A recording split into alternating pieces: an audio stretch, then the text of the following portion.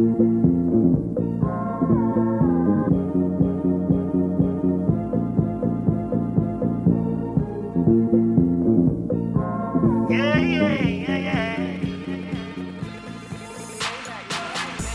up, y'all?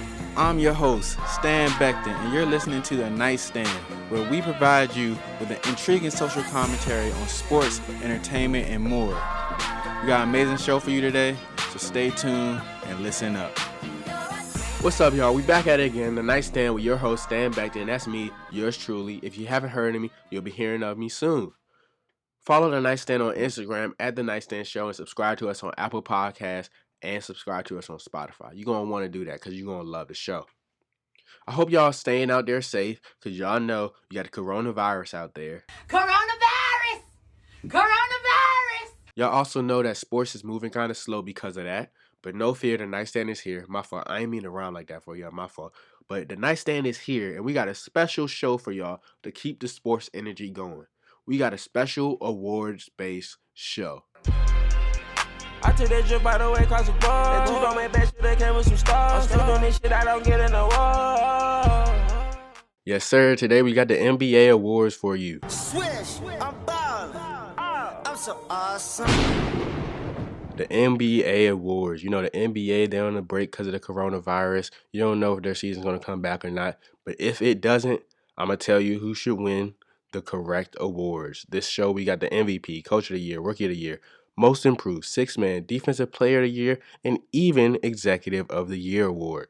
So stay tuned, and we got all those awards coming for you. To start off, we're going to go right into the Rookie of the Year battle. This year, you got two candidacies. The number 1 and number 2 overall picks in the drafts. You got Zion Williamson from the New Orleans Pelicans and Ja Morant from the Memphis Grizzlies. Ja Morant, he's played 59 games this year, getting buckets, leading the Memphis Grizzlies to the 8th seed in the playoffs. Then you got Zion Williamson. He started off the year hurt, so he's only played 19 games. But was those 19 games enough to overcome Ja Morant's full season? Well, in those 19 games, Zion Williamson, he averaged 23.6 points per game, 2.2 assists per game, 6.8 rebounds per game, and you can see the impact he's had on the court for that New Orleans Pelicans seed, who is only 3 games back of that number 8 seed when the NBA went on their hiatus. Yet, Ja Morant, he's averaging 17.6 points per game and 6.9 assists per game to a Memphis Grizzlies team that is in the playoffs if the playoffs were to start today. So were those 19 games that Zion put on great performances, coming out there, balling out, doing what he had to do, and living up to that superstar status that he was drafted with? Is that enough for him to be the Rookie of the Year? No, it is not. Ja Morant is the Rookie of the Year. You cannot play only 19 games this year and expect to do better than someone who's played 40 more games than you. Literally 40 more games Ja played than Zion. Maybe if Zion played a full season, he might have been able to win Rookie of the Year, but we'll never know because he didn't. Ja Morant, you are the Rookie of the Year. The next award I want to get into is the Most Improved Player. Who is the most improved player in this year's NBA? Well, all the players every offseason, they go work on their game. They go get better. They work on getting more buckets, adding things to their repertoire. So who is the most improved? Well, this year, it's really 2 players who stand out for possible winners of this award. You got Jason Tatum from the Boston Celtics going into his 3rd year in the NBA. Then you got Brandon Ingram from the New Orleans Pelicans going into his 1st year with the New Orleans Pelicans after being traded over the offseason for Anthony Davis. Let's get into the numbers. Jason Tatum, the Boston Celtics last year, they were expected to make it back to the conference finals like they did in Jason Tatum's rookie year, yet they lost early in the playoffs. They had Kyrie Irving as their point guard. This year, Celtics made some changes. Jason Tatum also made some changes. Look at his points per game. This year, he's averaging 23.6 points per game compared to 15.7.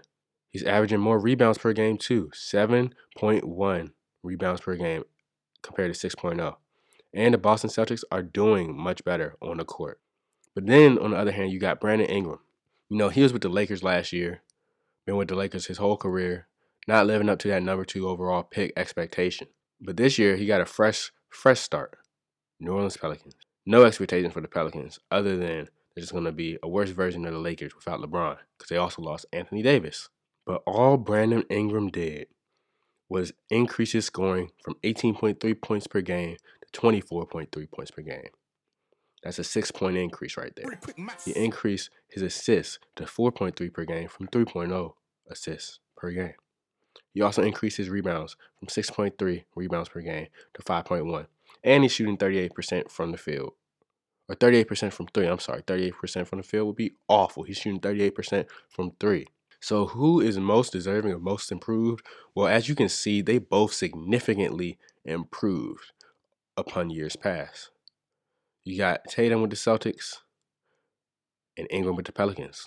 Yet, if you look at the Celtics as a team, the Celtics also got Kemba Walker to sign with their team. Kemba Walker has been getting buckets for them. He's really been the focal point of that offense, running the offense, taking some of the pressure off Jason Tatum so he can put up these numbers. Meanwhile, you got Brandon Ingram. He's playing with largely the same cast he played with in LA. Lonzo Ball and Josh Hart also came along in that trade.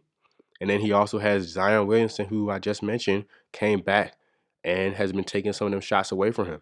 So with that, I got to go with Brandon Ingram as the most improved player. Brandon Ingram made the All-Star game for the first time this year.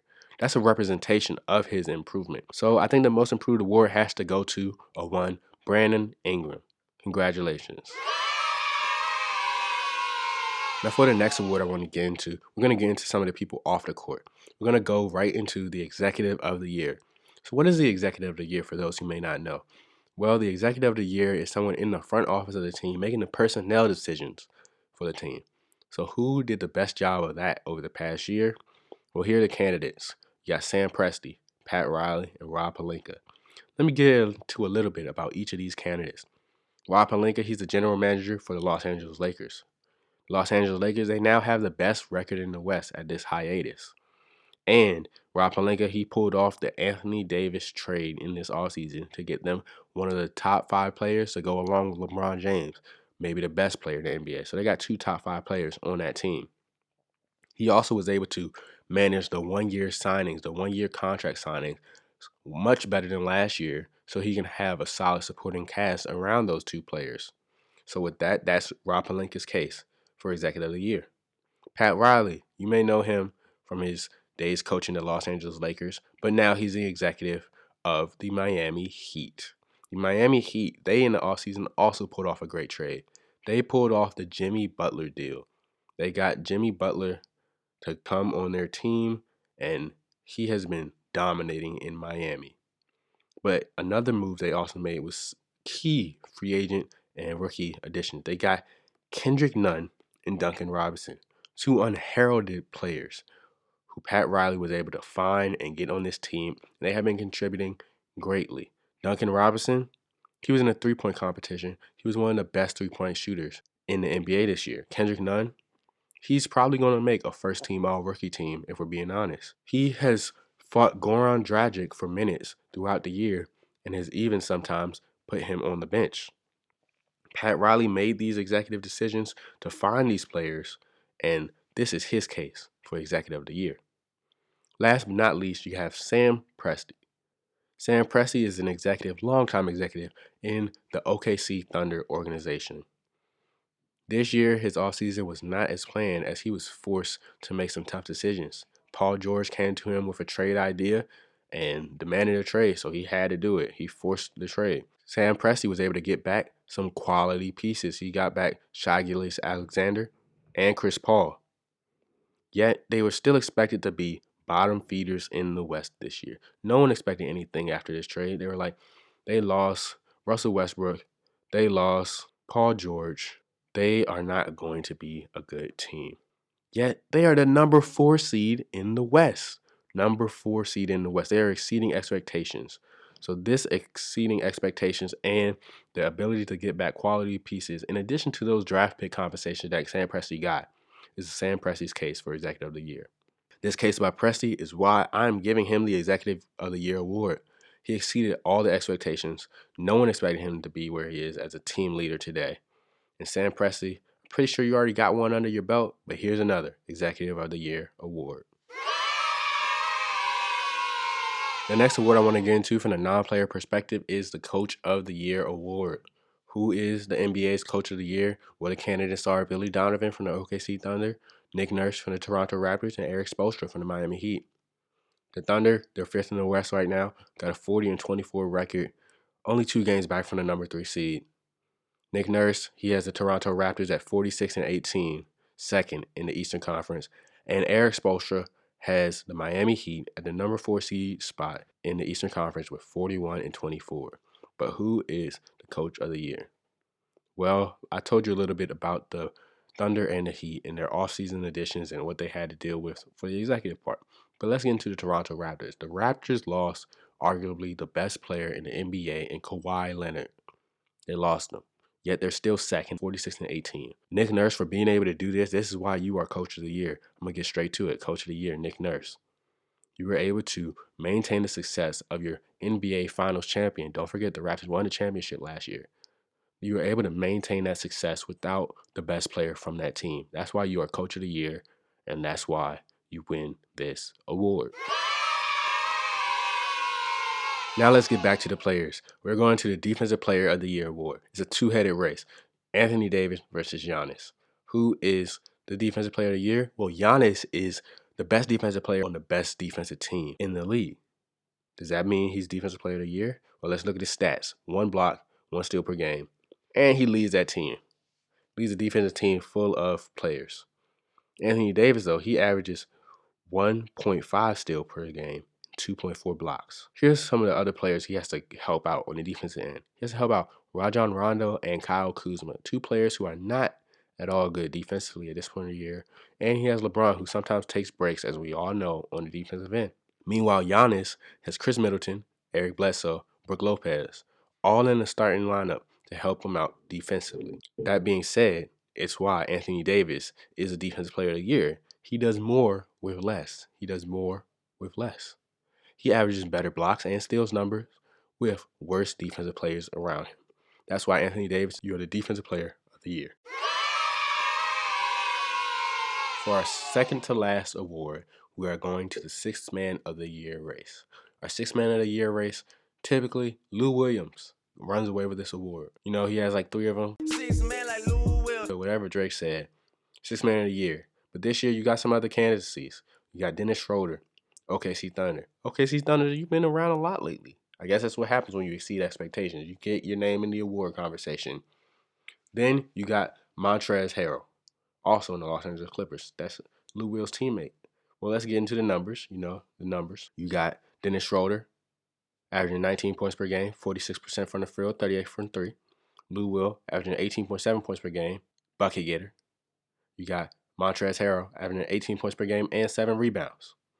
Those are the 3 candidates. That's the numbers from the 3 candidates. When you look at the Clippers bench as a whole, you're looking at a bench that averages 51.5 points per game. They're doing this in only 22 minutes per game. Meanwhile, OKC's bench as a whole, they're only averaging 39 points per game. The Clippers have the better bench overall, of course. And with that, that is why I have to give the Sixth Man of the Year to Dennis Schroeder. He's a clear-cut leader. He's having a less volume, and he's getting more points. Lou Will, Montrezl, they're helped out by each other. They're also going to lose votes on both ends. So, Dennis Schroeder, you are the Sixth Man of the Year. Congratulations, you unseated the man who has a whole song named after him for an award. Dennis Schroeder, Sixth Man of the Year. Now let's get into the most anticipated award of the NBA season, the NBA MVP.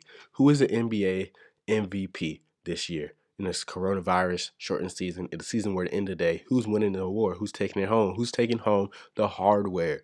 Well, to figure it out, I'm going to go out to you, the NightStand listeners, and introduce a brand new segment for you I like to call Stan's Fans. In this segment, I listen to you, the listeners, as you guys call in, give me your opinions on the topics that I talk about every day. It's a brand new segment. We're going to see how it works. Let's get right into it. Bad club, bad club, bad club, bad club. Real signing up for my bad club. We got a caller on line 1. Welcome to the NightStand. What's your name, caller? Demola. What's up, Demola? Who you think is the NBA's MVP this year? I say it's got to be Giannis, just because he's taking his game to a whole nother level. Like, we're talking about a guy averaging 30, 14, and 6 like legit defensive player of the year candidate. Bucks have the best record in the West. He has the highest PER of all time. He's even like shooting the ball at like a decent percentage, like 30-something% from three, which is like a level that a guy like him has never been on, especially with his ability to score at the rim at will. What about the other candidates? You don't think the other candidates doing better than him?